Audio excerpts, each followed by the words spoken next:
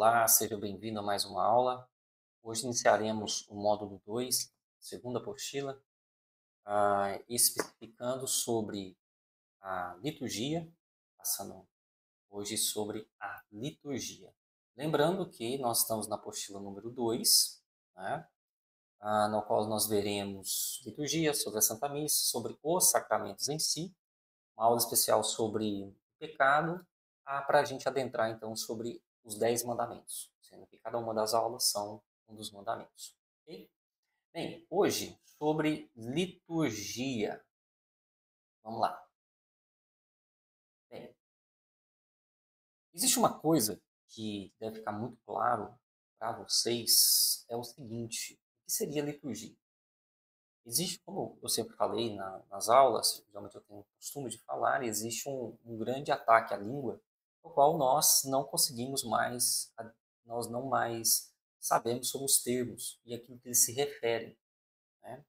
Então, todas as vezes, por exemplo, quando a gente utiliza de termos muito abstratos, né, por exemplo, com a palavra amor, muitas vezes as pessoas não têm referências, na realidade, do que aquela palavra significa.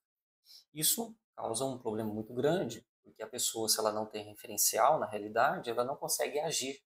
Hum, Ela não consegue agir, ela trava. Ou ela faz ações que não condizem, então, com aquele comportamento que ela deveria ter para resolver aquele problema, né? Pois bem, e aí, uma das coisas interessantes quando a gente começa a estudar sobre a doutrina da igreja, nós estamos lidando com termos muito abstratos. E a abstração, no atual cenário do Brasil, ele é um pouco difícil de ser compreendida, porque nós não temos um arcabouço linguístico muito bem desenvolvido para a gente conseguir entender sobre isso. E a gente observa, por exemplo, que um dos problemas a gente vê quando a gente se fala de liturgia. O que seria então a liturgia? Se nós definirmos, tentar uma definição de liturgia, termos mais simples, ela é uma celebração. Liturgia é celebrar. Só que tem uma coisa, a liturgia, ela não celebra algo, digamos, como se fosse uma festa de aniversário. Ela celebra algo muito, muito superior, que está acima da compreensão da capacidade humana. É chamado mistério pascal. Presta bastante atenção que isso é o coração da liturgia, chamado uma palavra que é mistério pascal. Não sei se vocês estão lembrados que mistério, Douglas, possuo inteligência limitada. Logo, eu não conheço todas as coisas do mundo. Eu sou um homem. E todo homem possui inteligência limitada. Se todo homem possui inteligência limitada, logo toda a humanidade também possui inteligência limitada. Então, existem coisas que, mesmo que se passe séculos e séculos, o homem não conseguirá entender por meio da ciência. Quando eu falo ciência, pessoal, eu estou falando do termo real dela, que significa tudo aquilo que se conhece por meio da faculdade da razão, né? Não confunda com método científico ou em termos de ciência moderna. Ciência é tudo aquilo que se conhece por meio da razão. Então tem coisas que o ser humano não vai conseguir nunca, passando de geração em geração, conseguir compreender por meio da razão. E a essas coisas que estão acima da capacidade humana de compreensão racional, nós damos o nome de mistério. Ok? Então, mistério. Muito bem. Então, quando a gente fala mistério pascal, quando essa palavra pascal, lembra que nós na Semana Santa celebramos o auge, que é a Páscoa de Cristo, que significa a paixão. O termo Páscoa de Cristo significa a paixão, a morte de Cristo. A paixão é o sofrimento de Cristo. A morte de Jesus Cristo na cruz, a ressurreição, conforme as Escrituras, e a ascensão aos céus. Paixão, morte, ressurreição e ascensão aos céus. Tudo isso, as 4 palavras, estão embutidas dentro do termo pascal. Ok? Quando nós falamos, então, que é mistério pascal, nós estamos falando que a celebração da paixão, morte, ressurreição e ascensão de Jesus Cristo aos céus, que por mais que eu tente meditá-la em termos racionais, eu nunca irei compreendê-la 100% ou totalmente desse mistério. É sabendo disso que a igreja ela sempre tem que atualizar todos os dias esse mistério, que é feito unicamente na Santa Missa. Então, o mistério pascal designa a paixão, morte, ressurreição e ascensão de Jesus Cristo aos céus e remete a um conjunto de acontecimentos históricos. Jesus Cristo ele passou na face da terra por acontecimentos históricos, meta-históricos. Quando eu falo meta-históricos, a gente está falando de fatos que tiveram uma raiz histórica, mas que transcenderam, que saíram do espaço do tempo e modificou a eternidade. Remete ao conjunto de acontecimentos históricos e meta-históricos estendidos como uma unidade inseparável dos seus diversos elementos. Então, presta bastante atenção. Mistério pascal, que é paixão, morte, ressurreição e ascensão do nosso Senhor Jesus Cristo. A liturgia da missa, todos os atos que o ser humano, durante a sua vida na igreja, ele tem a oportunidade de ver algo visível, porque nós somos seres limitados, nós necessitamos, então, de observar e de viver esses elementos ainda em vida. Por isso, a liturgia existe dessa maneira. Bem, lembrando, gente, que nós adentrarmos um pouco, então, a paixão são todos os acontecimentos, sofrimentos físicos, psicológicos, espirituais que nosso Senhor Jesus Cristo sofreu nas horas que antecederam o seu julgamento e execução. Okay? Então, todo aquele sofrimento de Cristo, nós, por exemplo, meditamos na via sacra, aquelas passagens.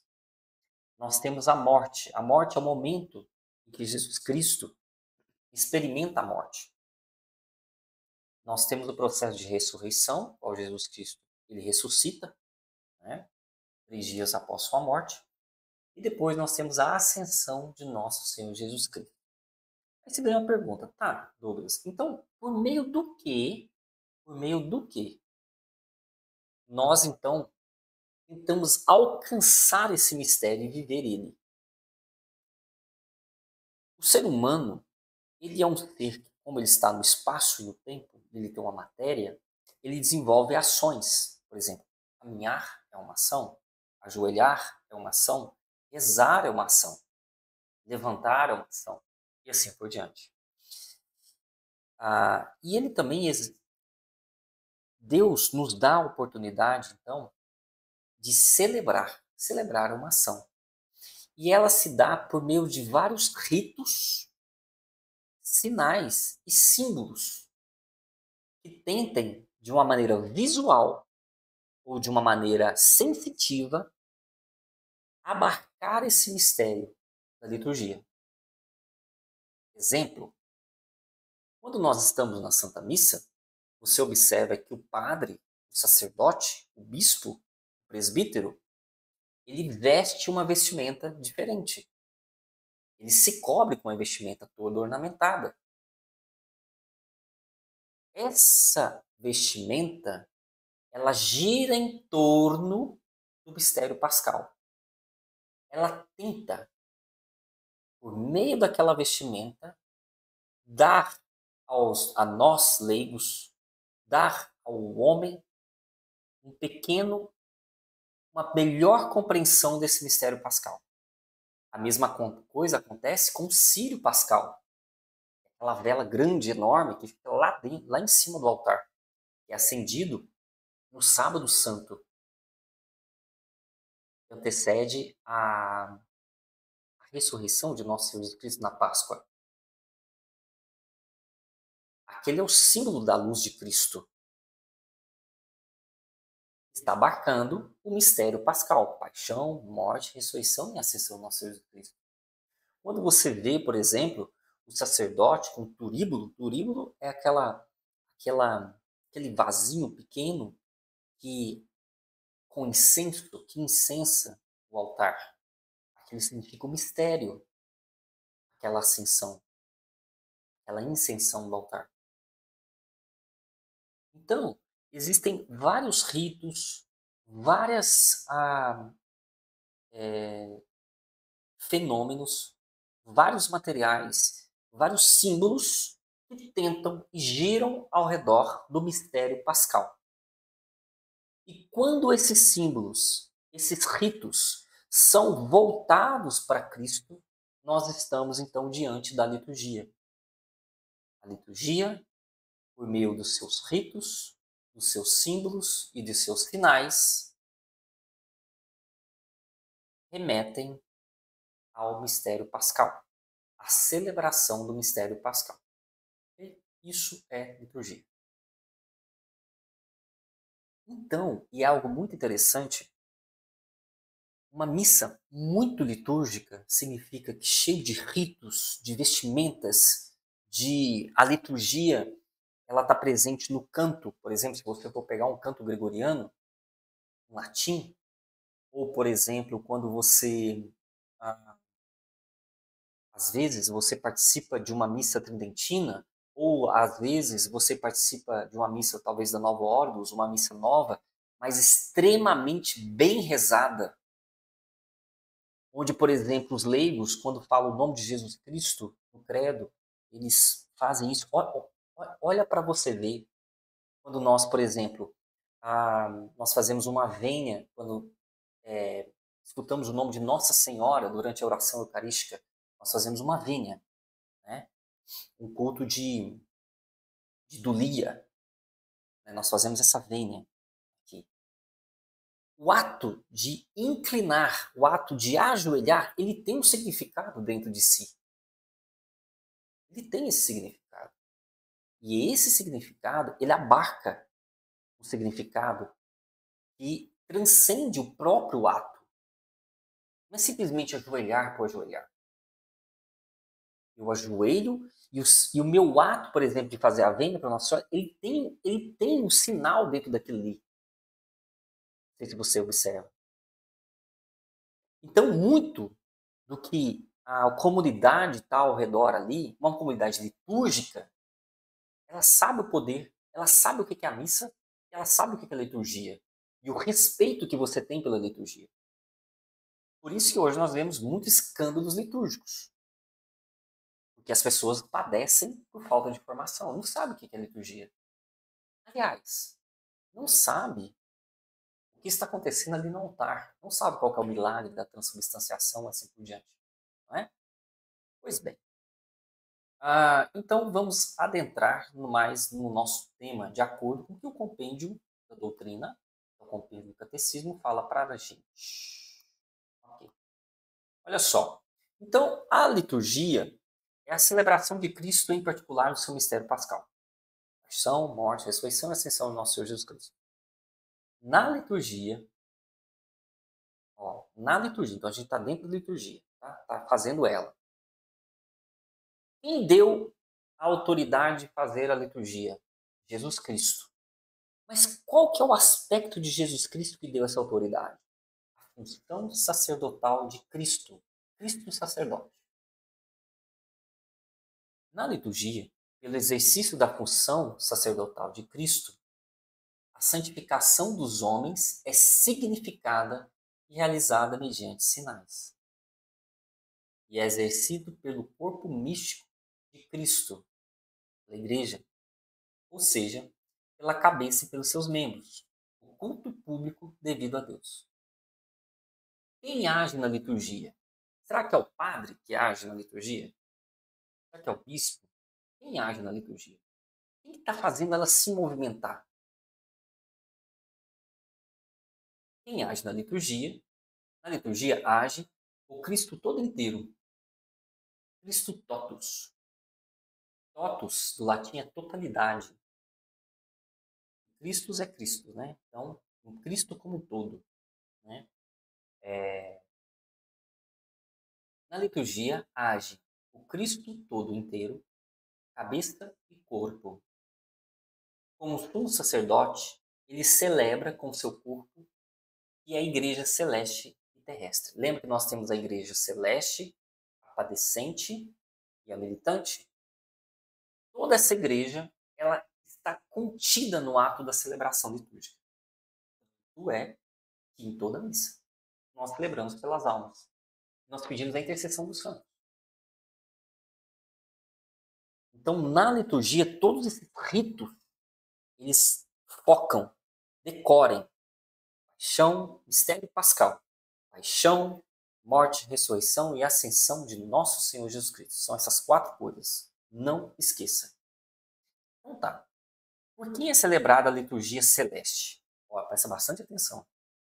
Lembra que eu falei, né? Por que é celebrada a liturgia celeste?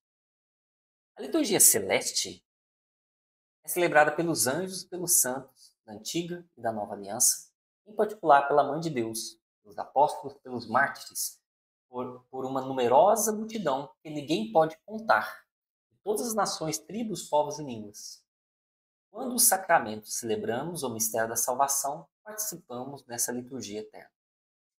O que vocês têm que entender é que durante a liturgia, o ato litúrgico, por exemplo, de batizar uma criança, nós não é um ato puramente material, físico. Ele é um ato sobrenatural, celeste.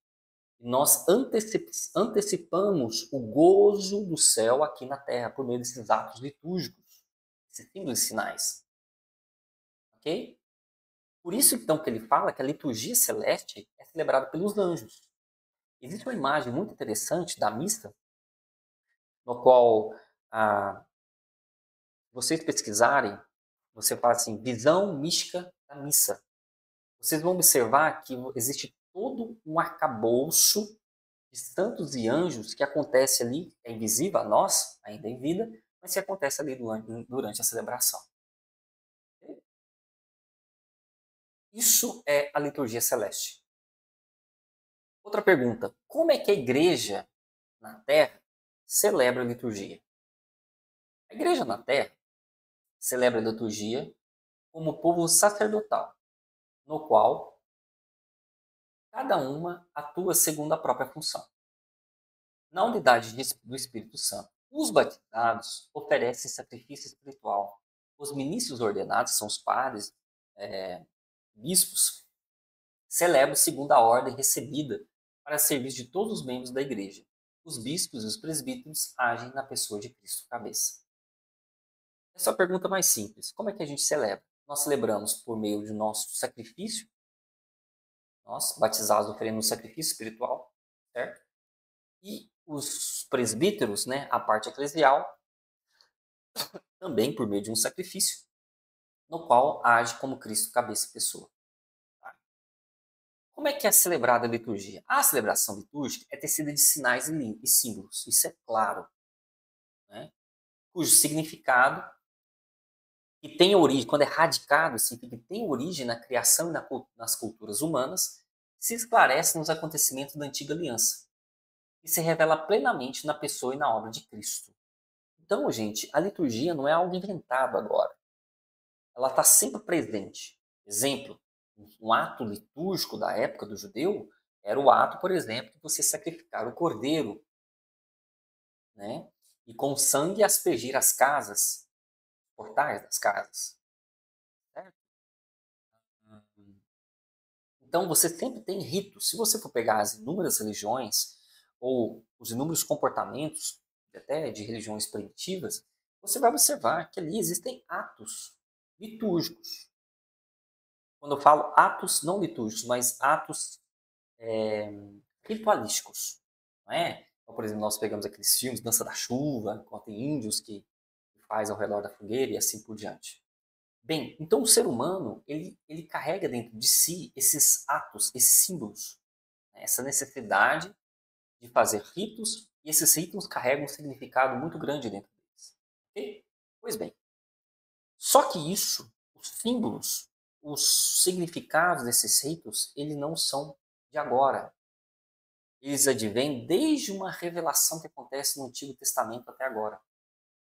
Então, por exemplo, se você pega símbolos como água, água viva, ou símbolos como a pomba e assim por diante, esses símbolos sempre vão ter a sua máxima revelação em Cristo. Lembre-se, o mistério de Cristo, o mistério pascal, é muito difícil de ser entendido por meio da razão, correto? Então, ao longo da história da salvação da humanidade, vai aparecer símbolos e ritos dados por nosso Senhor Jesus Cristo, por Deus, e que vão ajudando o ser humano a compreender qual que é o desígnio divino, o que Deus quer para nós. E esse ato se dá por meio da revelação em Cristo. Okay? E a igreja carrega até hoje isso dentro dela. Se você for ver uma missa, ela é, vamos ser muito sinceros, ela é totalmente simbólica. Quando eu falo simbólica, não confundam, não reduzam a palavra simbolismo, que significa assim, é só um símbolo. Não é. Quando, por exemplo, o sacerdote vestido em persona Christi, e com aquela vestimenta, fina, casula, por exemplo, seja gótica ou romana, aquilo ali, por trás daquilo, existe um significado. E esse significado, ele é validado, esse símbolo, ele é real e ele é validado em nosso Senhor Jesus Cristo. Ok? Isso vai dando, ao longo da vida eclesial, nossa vida na igreja, sinais. Então, por exemplo, o ato de, de nós adentrarmos uma missa e observarmos ali todo aquele rito litúrgico, Deus nos presenteia com sinais. Sinais sacramentais. E sempre durante a história da criação, a história da salvação, provém desde o Antigo Testamento. Está contida nesse ato litúrgico. Por exemplo, então da onde provém esses sinais sacramentais? Vamos lá. Alguns provêm da criação, por exemplo, sinais. Luz, água, fogo, pão, vinho, óleo. Outros da vida social, porque o ser humano está inserido numa comunidade. Lavar, ungir, partir o pão. Outros da história da salvação da antiga aliança. Os tipos da Páscoa, o sacrifício, a imposição das mãos. Você vê que o sacerdote, por exemplo, quando ele vai dar uma bênção, ele põe as mãos. Mas é o sacerdote que está abençoando? Não. O ato dele fazer sim, sabendo que esse ato de elevar as mãos, ele está representando, ele está agindo na pessoa de Cristo, persona Christi, é um ato litúrgico que culmina no mistério pascal. Paixão, morte, ressurreição e ascensão do nosso Senhor Jesus Cristo. Esses sinais, alguns dos quais são normativos e imutáveis, assumidos por Cristo, tornam-se portadores de ação salvífica e de santificação. Cristo foi litúrgico. Cristo é litúrgico. Ele possui, ao longo de sua história aqui na Terra, da sua vivência e passagem na Terra, ele fez vários atos ritualísticos que carregam em si sinais sacramentais de salvação e santificação. E ele ordenou que assim o fizesse. Por exemplo, quando da instituição da Eucaristia, do sacramento do sacerdócio, nosso Senhor Jesus Cristo, na última ceia, ele faz o ato, né? Este é o meu corpo, tomai todos e comei. Fazer isso tem memória de mim. Você vê que existe um símbolo ali. Existe um ato que Cristo pede para se perpetuar. Em toda missa isso acontece. Né? Qual o nexo entre as ações e as palavras na celebração sacramental? Olha, quando nós estamos num rito litúrgico ou numa celebração do sacramento, seja da Eucaristia, o sacramento do Crisma, o sacramento do batismo, existem ações que são ritos, por exemplo, o ato de fazer a venha, e palavras. É isso que a gente... Vamos resumir em termo humano. A liturgia, em termos humanos, são palavras e ações. Ajoelhar, levantar, ficar em posição de prontidão, ficar em posição de respeito e assim por diante, são atos. Palavras que são proferidas ali. Na celebração sacramental, ações e palavras estão intimamente ligadas. Mesmo que as ações simbólicas sejam já em si uma linguagem, em toda a vida é necessário que as palavras do rito acompanhem e vivifiquem as ações. Enquanto sinais e ensino, as palavras e os gestos são inseparáveis, uma vez que realizam aquilo que significa. Gente, é o seguinte, o ser humano é íntegro, não tem como separar. Você já deve ter tido a experiência ao longo da sua vida de ver aquela pessoa que ela professa alguma coisa, mas as ações dela faz outra coisa completamente daquilo que a palavra foi proferida. Não é isso?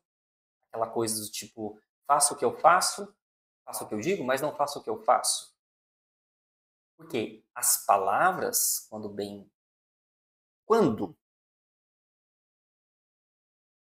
isso faz parte da lei natural, que é imposta ao coração do homem. Quando alguém fala algo, mas o seu corpo, as suas ações não condizem com aquilo algo, você não edifica. Você não acredita naquilo. Por exemplo, eu falo para você não comer pudim, pois pudim faz muito mal. Aí eu falei isso, não falei? Pois bem. Só que todas as vezes que eu vejo pudim, eu chego lá e como. Pergunto. Eu tive uma palavra, comer pudim faz mal. E eu tive uma ação, eu comi o pudim. Minha pergunta é o seguinte: você acredita nisso que eu falei? Não. Agora, se eu falo que eu não posso comer pudim, e eu realmente não como pudim, e eu te explico, e todas as vezes que eu vejo um pudim, eu falo assim, que não irei comer, eu irei modificar. Você vê que eu tenho palavras e tenho atos, e elas se fundem. Isso me fortalece. Isso fortalece a alma. A mesma coisa na celebração litúrgica. Por isso que durante a liturgia, as palavras que você fala, elas não podem ser vazias de gestos. Não pode. Porque se você assim o fizer durante a missa, por exemplo, você está se auto-sabotando.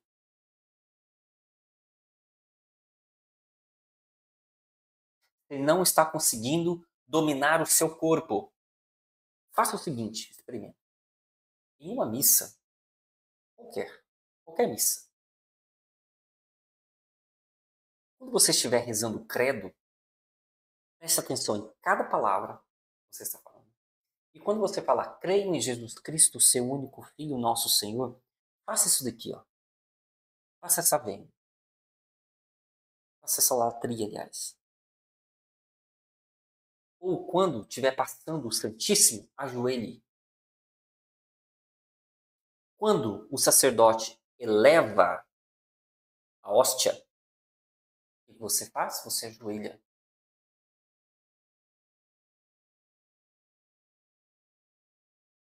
Se você proferir a palavra sem gestos que condizem com aquilo que você está falando, você está se dividindo, você está se fragmentando. E é interessante que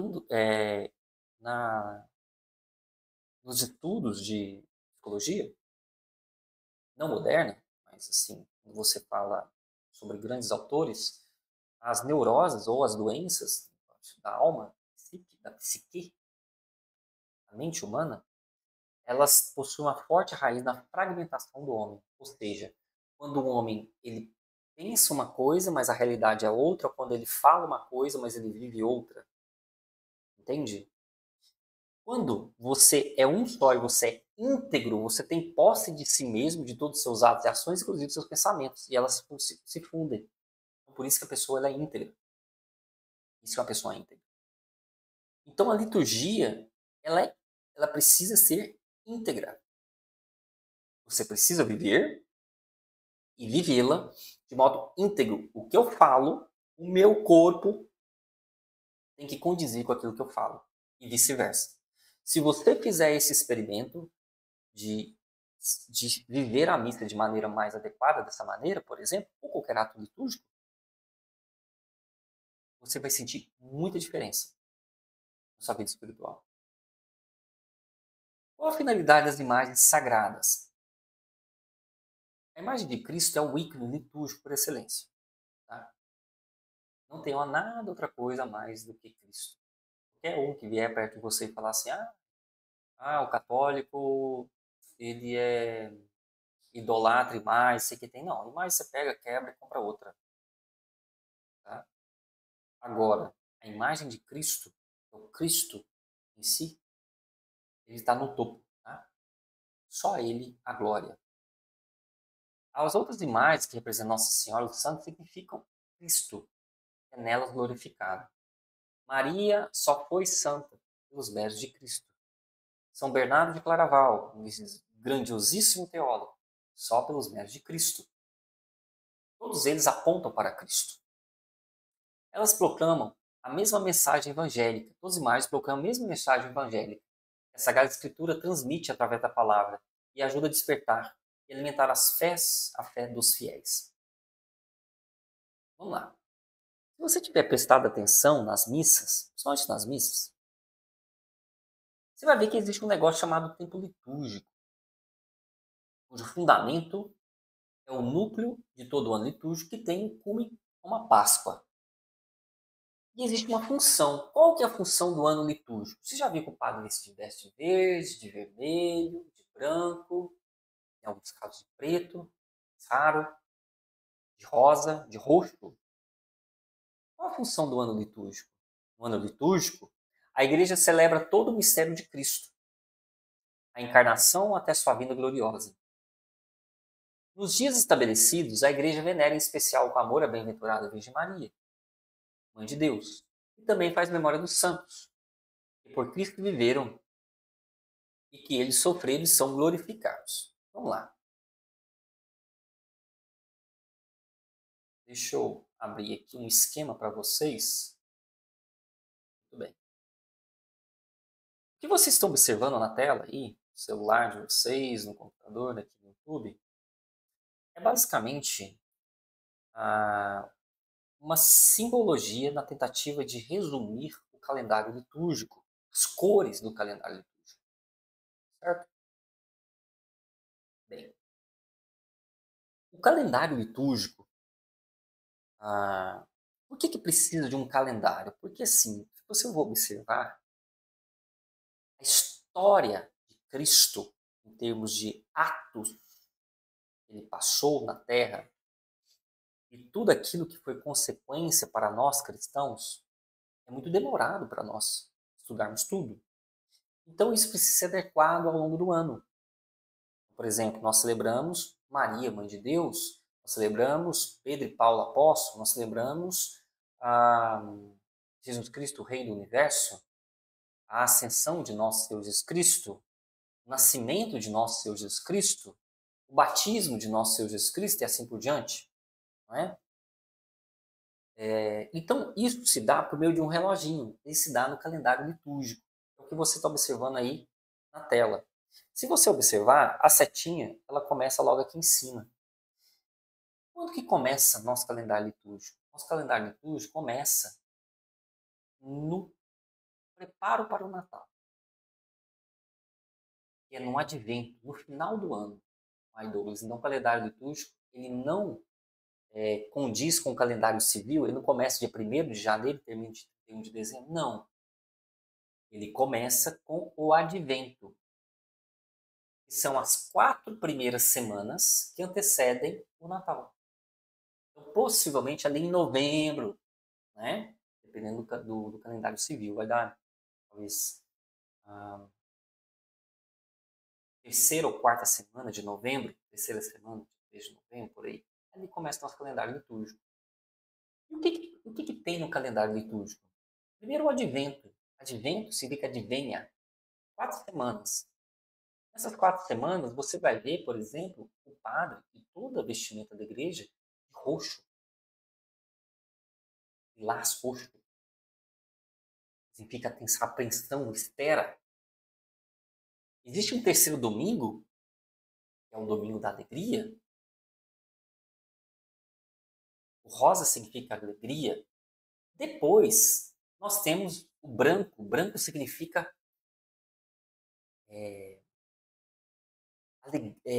paz, significa esplendor, festa, significa festa. Então, você vai ver o padre vestido de branco. Aí depois, ainda nós celebramos ainda o tempo pascal. Nós celebramos a Sagrada Família, no domingo, no outro domingo a Santa Maria, Mãe de Deus, a Epifania de Nosso Senhor Jesus Cristo e o batismo de Nosso Senhor Jesus Cristo, ainda de branco. Depois nós adentramos no tempo comum, cujo vestimento e toda a ornamentação é verde.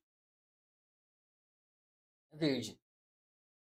Depois do Natal, nós temos Jesus dar início às suas primeiras pregações da vida pública de Cristo. Certo?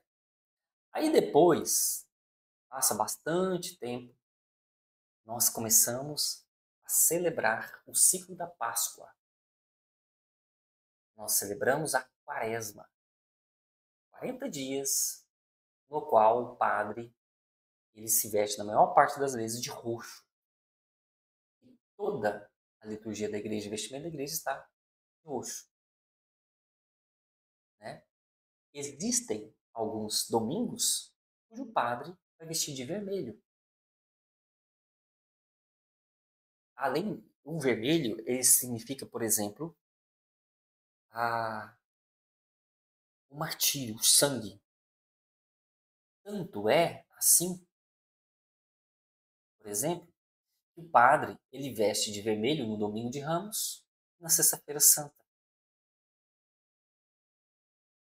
No domingo de Páscoa, nós celebramos então a ressurreição de nosso Senhor Jesus Cristo. Olha aqui que interessante. Branco, festa. Todas as vezes, isso é muito interessante, mesmo no tempo comum, todas as vezes você adentrar e toda, por exemplo, toda a liturgia da igreja, ela está, por meio dos seus símbolos e sinais e ritos, ela está de vermelho, ela possivelmente está celebrando um martírio de algum santo. Por exemplo, quando nós celebramos a memória de São Paulo e São Pedro, as duas colunas edificantes da igreja, de vermelho. Por quê? Foram martirizados pelo seu sangue dando por Cristo. Se você for numa celebração do Sagrado Coração de Jesus, vermelho. Se você participar da novena de São Sebastião, soldado romano que foi morto por não negar a Cristo, vermelho. Se você for na celebração de algum qualquer outro santo canonizado que foi martirizado, vermelho. O vermelho carrega em si o doar-se completamente por meio do seu sangue a Cristo. Então, às vezes, por exemplo, suponha que você visita uma igreja qualquer, você não conhece qual que é a devoção daquela comunidade, mas você começa a perceber que ali tem uma novena, ela está de vermelho. Está celebrando o martírio de um santo. Ou, por exemplo, se nós formos, por exemplo, celebrações como novena perpétua de Nossa Senhora de Fátima, branco, festa, porque por meio do seu ventre, as promessas de Cristo foram atualizadas para nós. Entendeu? Isso nós estamos falando apenas das cores. As cores carregam sinais, e esses sinais, em última instância, são celebrações do mistério pascal. Paixão, morte, ressurreição e ascensão de nosso Senhor Jesus Cristo. A atualização das promessas cristãs para nós. Entende? Vamos lá. Por que a gente tem que ter lugares para celebrar as coisas? Essa liturgia. A igreja tem necessidade de lugares para celebrar a liturgia? O culto em espírito e em verdade, na Nova Aliança, não está ligado a nenhum lugar exclusivo, porque Cristo é o verdadeiro templo de Deus, por meio do qual os cristãos e toda a igreja se tornam, sob a ação do Espírito Santo, templos de Deus vivo. O que o catecismo está falando? Não. O culto a Deus, ele não está ligado ao lugar. Ou seja, ele não é materializado em si. Então, por exemplo, se a igreja for destruída, ali então destrói, de alguma forma, destrói literalmente Deus. Não tem mais outro lugar para fazer o culto devido a Deus. Não é assim. O que ela está falando? Todavia, o povo, na sua condição terrena, sua condição nossa, de carne, da carne, tem a necessidade de lugares nos quais a comunidade possa se reunir e celebrar a liturgia. Então, quando o ser humano ele reúne, ele precisa reunir todas as condições necessárias para que, sabendo sua limitação, ele consiga atingir o máximo da celebração litúrgica.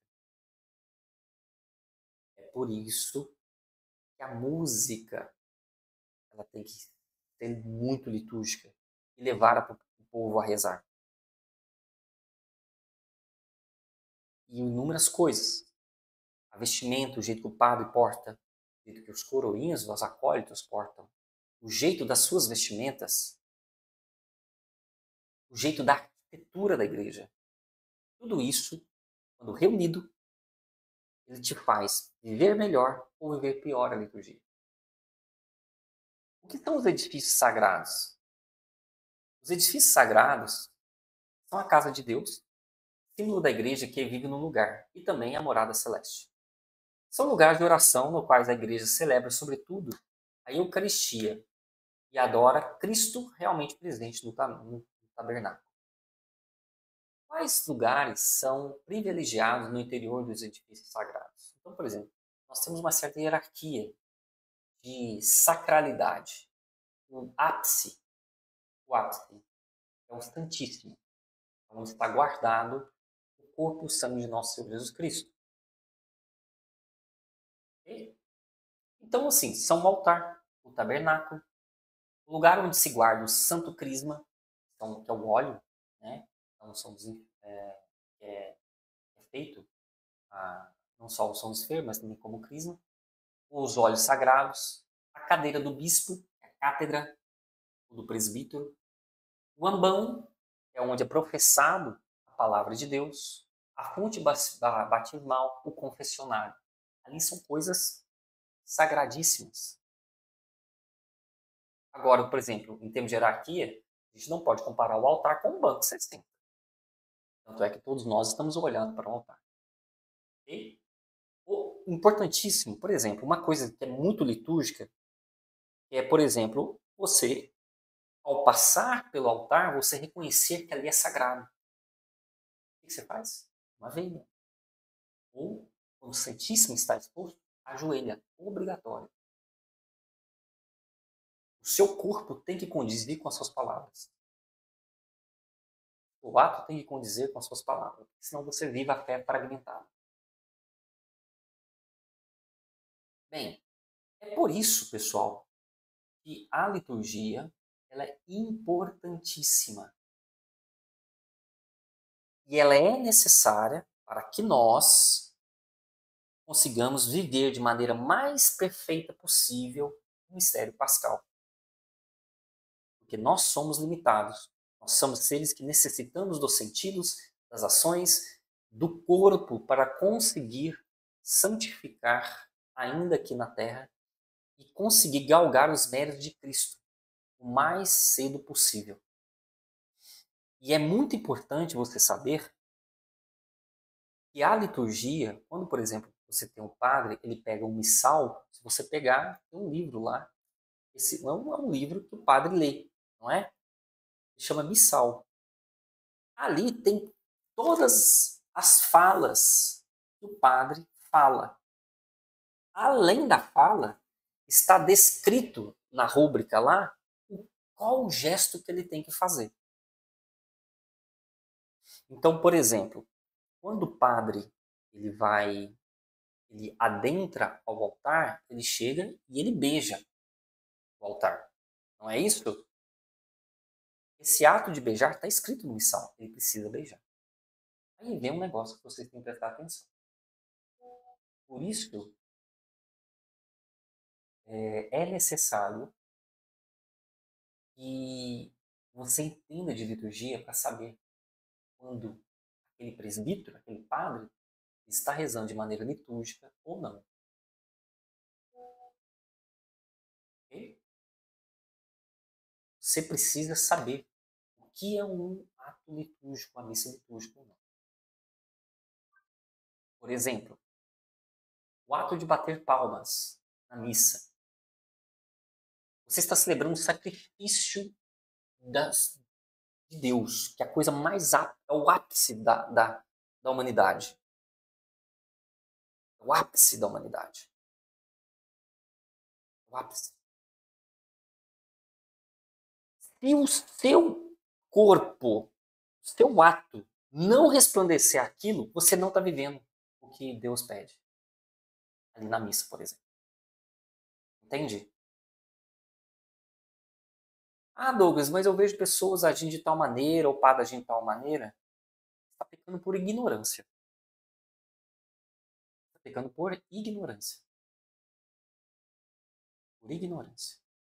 Cada palavra proferida ali, cada palavra, ela tem um significado que transcende.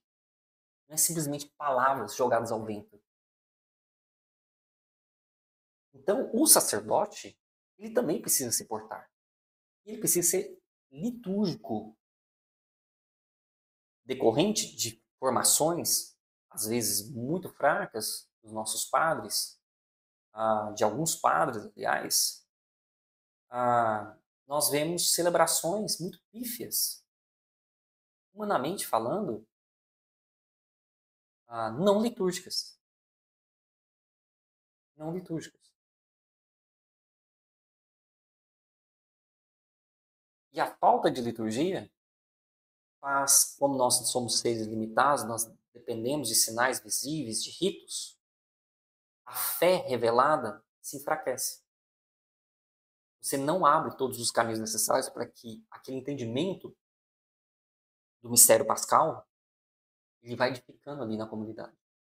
Entende? Olha a importância da liturgia. Então, pessoal, é isso. Valorizem a liturgia. Valorizem a liturgia. Cada coisa que é feita lá tem um significado. O simples fato, por exemplo, do padre, ele fazer esse símbolo aqui, ó, na mão, ou o simples fato do padre, presta bastante atenção, durante o cordeiro, ele quebra a hóstia no meio. O que significa aquilo? Você prestou atenção? O que significa aquilo? Quebra do corpo de sangue. Pesquisa. Pesquisa o que significa aquilo ali, por exemplo. No dia que você souber, você nunca mais vai enxergar aquele momento à toa. Presta bastante atenção nisso. A liturgia é sagrada. Em liturgia não se mexe. Ela é sacratíssima. Pois é através dos atos litúrgicos que muitas almas são levadas ao céu. Por isso, ame a liturgia.